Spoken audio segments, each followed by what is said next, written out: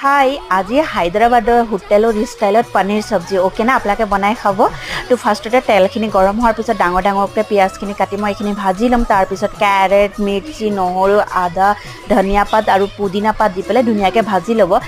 হায়দৰাবাদত বহুত ধৰণতে বনায় এইটো মই ফাৰ্ষ্ট টাইম বনাইছোঁ তো সেইকাৰণে ৰেচিপিটো আপোনালোককো দিছোঁ আৰু মা আহিছে কাৰণে মাকো বনাই খুৱাওঁ আৰু এইখিনি ঠাণ্ডা হোৱাৰ পিছত ধুনীয়াকৈ মিক্সি কৰি ল'ব তাৰপিছত এইখন কেৰাহীতে অলপমান তেল ঢালি তাত লং ইলাইচি জিৰা চব দি ভাজি ল'ব আৰু মিক্সি কৰা মছলাখিনি ইয়াত দি পেলাই ভাজাৰ পিছত ভাজি হোৱাৰ পিছত তাত একাপমান দৈ গাখীৰ দি দিব মিঠা দৈটো দি দিব তাৰপিছত ইয়াত হালধি নিমখ ধনিয়া পাউডাৰ গৰম মছলা আৰু পাৰিলে চিকেন মছলা অলপ দি দিব দিয়াৰ পিছত ধুনীয়াকৈ ভাজি ল'ব চিম কৰি ভাজি ল'ব তাৰপিছত অলপমান ক্ৰীম ঢালি দিব ক্ৰীম ঢালিলে আৰু ধুনীয়া টেষ্ট আহে তো ময়ো ক্ৰীম ঢালিছোঁ আপোনালোকেও ক্ৰীম পাৰিলে ঢালিব নোৱাৰিলে নাই তাৰপিছত অলপমান পানী দি বইল কৰি এইখিনি মই পনীৰখিনি ধুনীয়াকৈ ভাজি লৈছিলোঁ আগতীয়াকৈ তাৰপিছত ধনিয়া পাত দি গৰমে গৰমে চাৰ্ভ কৰিবচোন বহুত ভাল লাগে আৰু